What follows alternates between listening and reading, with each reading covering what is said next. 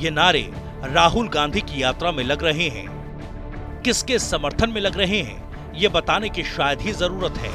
कालाखो गांव में यात्रा के शुरू होने के बाद पायलट समर्थकों का हुजूम देखने को मिला। यहाँ कुछ युवाओं ने पायलट को सीएम बनाने के लिए जमकर नारेबाजी की।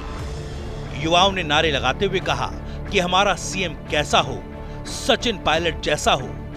साथ ही एक और नारा जो इस वक्त बहुत वायरल हो रहा है, I love you Sachin Pilot. I love you, I love you, I love you, Sachin Pilot, I love you, I love you, I love you, Sachin Pilot, I love you।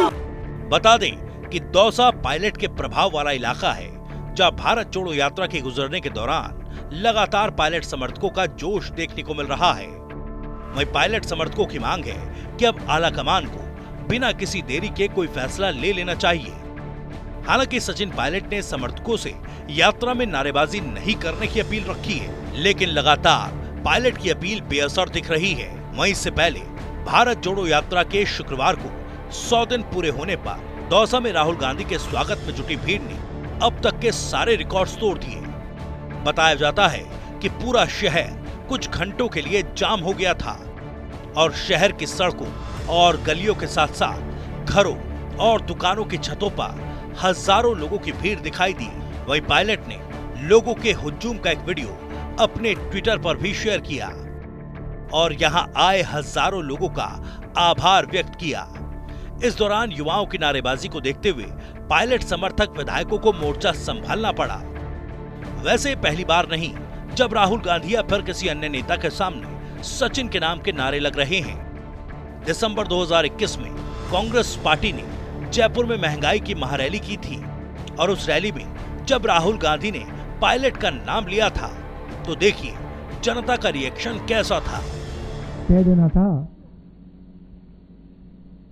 Congress party में 2004 से काम कर रहा हूं,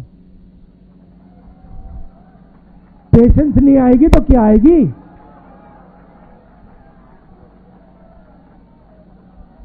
इस बात को कांग्रेस पार्टी का हर नेता समझता है। देखो बैठे हुए हैं सचिन पायलट जी, बैठे हुए हैं,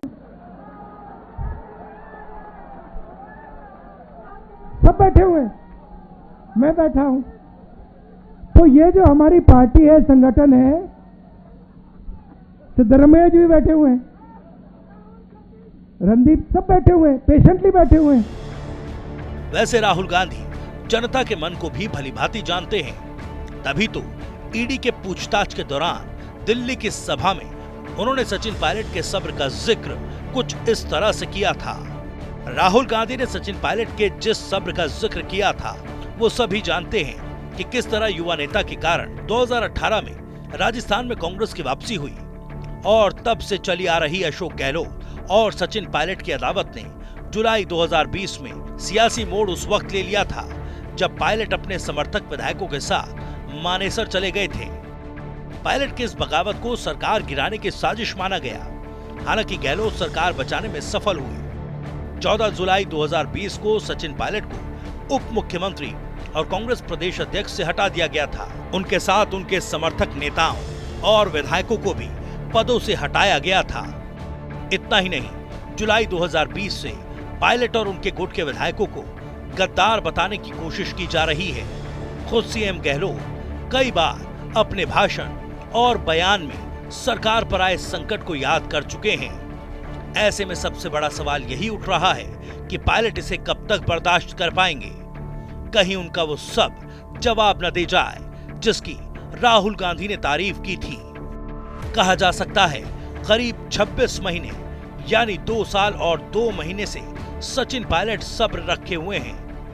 इसके बाद भी पायलट की वफादारी पर सवाल उठ रहे हैं। अशोक गहलोत गुट के कुछ नेता उन पर लगातार हमला कर रहे हैं। अनुशासनहीनता पर नोटिस मिलने के बाद मंत्री महेश जोशी ने भी पायलट पर हमला बोला था।